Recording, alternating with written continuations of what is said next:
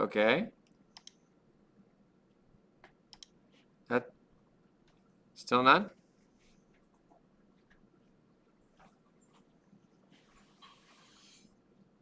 Now it looks like there's sound on my end. I see the little bar moving up and down.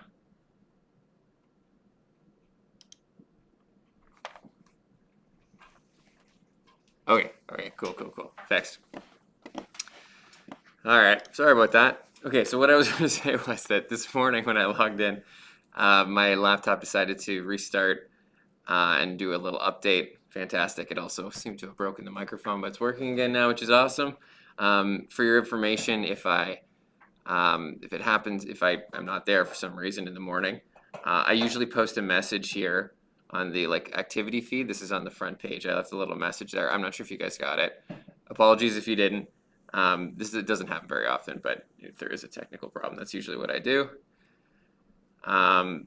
So today, I'll get right down to it. Oh, and if you haven't let me know that you're here in the comments, I think I've got everybody at this point, but if not, let me know. Just give me a here in the comments. Today's a pretty chill day. We're gonna do a lab that summarizes what you've learned in the digestive system unit.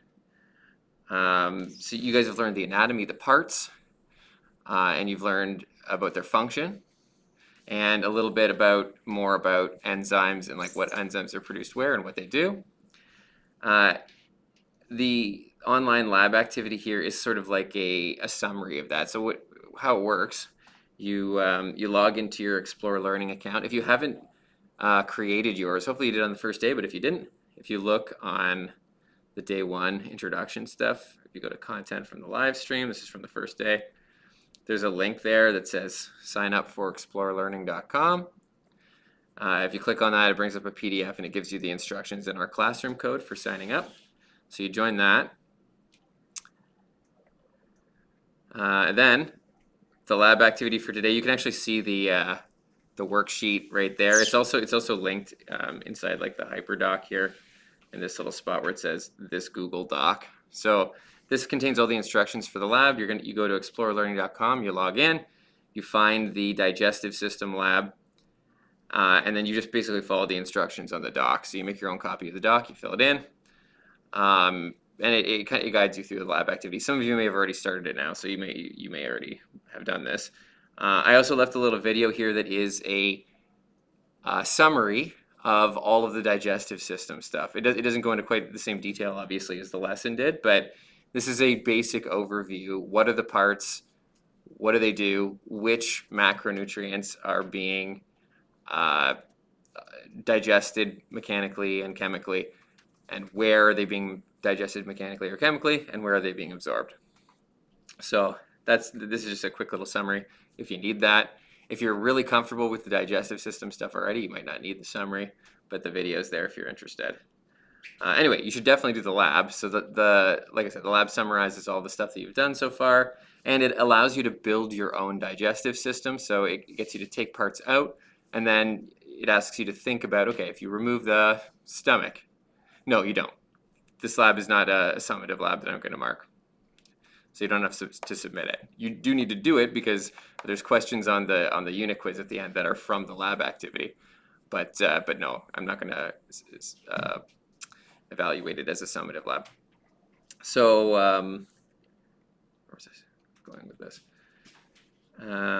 Right. So then by removing parts and looking at the effect of moving this parts, thinking about what the effect will be, it will potentially, or hopefully will help cement your knowledge in terms of what each of these parts is contributing to the digestive process. So that's going to be our summary, sort of finishing off with the digestive system.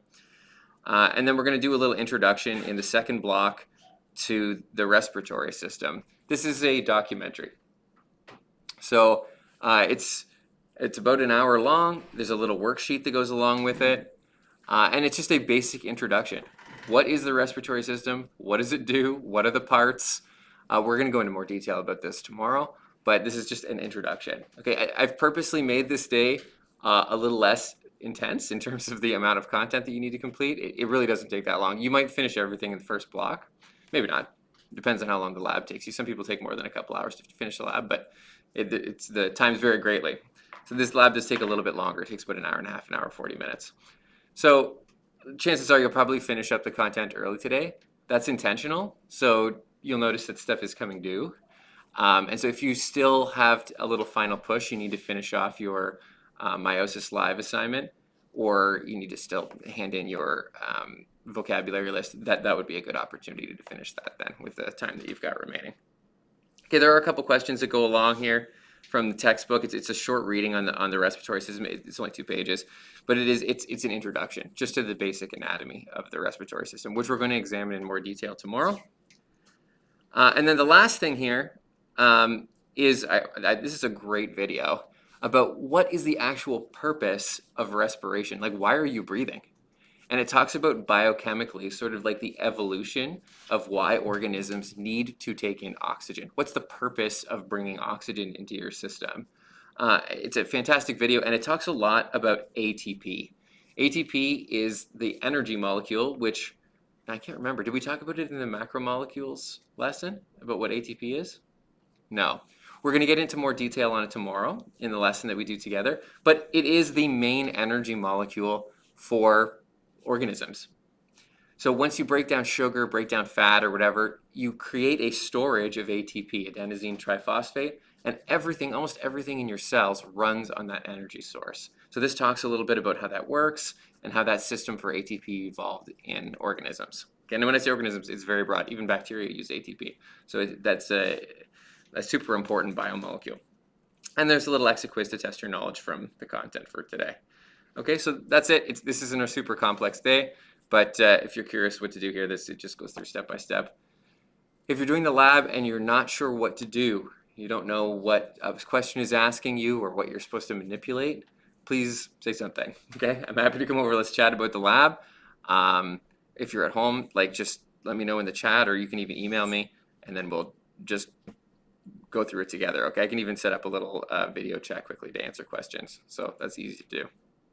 Okay, let me know if you have any questions from what you're doing today, and I will see you guys at the beginning of block 2 for attendance, which is 11:15-ish. Hopefully we don't have any more technical problems. Can you do the lab with a friend? Sure. I don't see why not. Sure. Are you with a friend? At home? I guess if you are, sure. There's no reason you can't do it with somebody else. All right.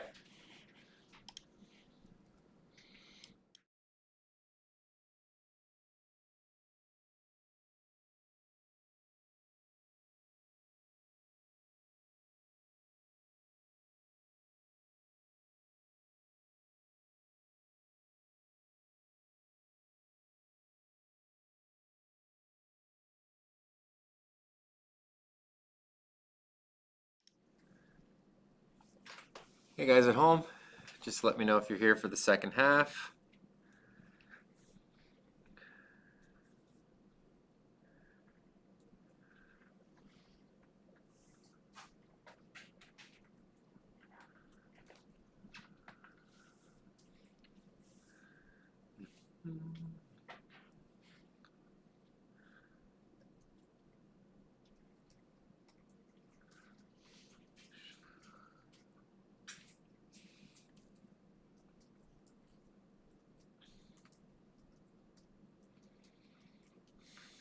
Cool.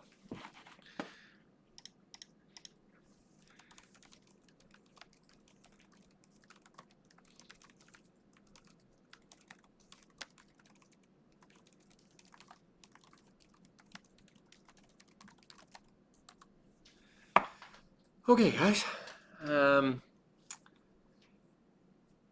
Any questions about the lab activity from the first half? Fairly straightforward. Okay. Good. Good. Yeah. Are we supposed to hand that in as part of the assignment or just in the No. portfolio? I ask you questions about the lab activity in the unit quiz at the end, but no, I don't. I'm not evaluating it as a summative lab though. Not that one anyway. We might do that in one of the later units. Any other questions? You guys are good. So then the introduction part is a short reading from the textbook and a little video about the respiratory system. That's what we're working on in Block B. So let me know if you have any questions, and should be good to go.